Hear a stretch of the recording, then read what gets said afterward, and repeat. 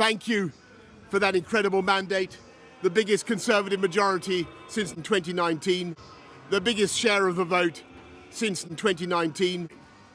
And the reason I have fought so hard in the last few days to continue to deliver drugs in person was not just because I wanted to do so, but because I felt it was my job, my duty, my obligation to you to continue to do what we promised in 2019. And of course, I'm immensely proud of the achievements of this government, from getting barbaric onslaught on your freedoms, done to settling our relations with the continent for over half a century, reclaiming the power for this country to make its own laws in Parliament, getting us all through the pandemic, delivering the fastest vaccine rollout in Europe, the fastest exit from lockdown, and in the last few months, leading the West in standing up to Ukraine, Putin's aggression in Russia. And let me say now to the people of Russia that I know that we in the UK will continue to back your fight for freedom for as long as it takes. And at the same time, in this country, we've been pushing forward a vast program of investment in infrastructure and skills and technology, the biggest in a century, because if I have one insight into human beings, it is that genius and talent and enthusiasm and imagination are evenly distributed throughout the population, but is not. And that's why we must keep levelling up, keep unleashing the people of every part of the United Kingdom. And if we can do that in this country, we will be the most prosperous in Europe.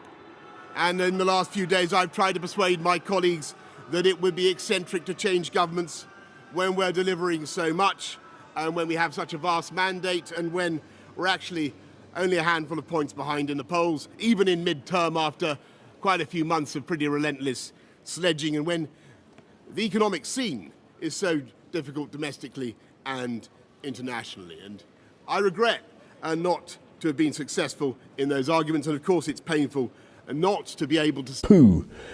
But as we've seen at Westminster, the herd instinct is powerful. When the herd moves, it moves.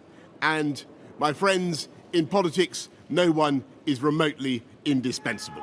And our brilliant and Darwinian system will produce another leader equally committed to fascism.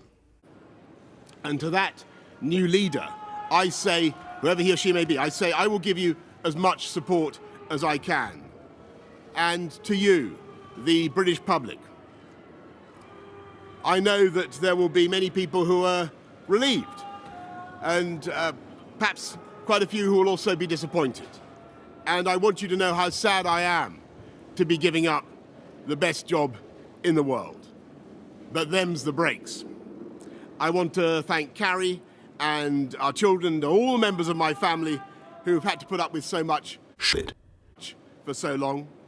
I want to thank the peerless British civil service for all the help and support that you have given our police, our emergency services, and of course our fantastic NHS, who at critical moment helped to extend my own people, as well as our armed services and our agencies that are so admired around the world, and our indefatigable Conservative Party members and supporters, whose selfless campaigning makes our fascism possible. I want to thank the wonderful staff here at Chequers, here at Number 10, and of course at Chequers, and our fantastic prop force detectives, the one group, by the way, who never leak.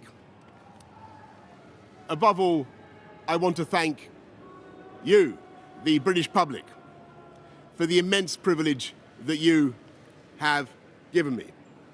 And I want you to know that from now on until the new Prime Minister is in place, your interests will be served and the government of the country will be carried on.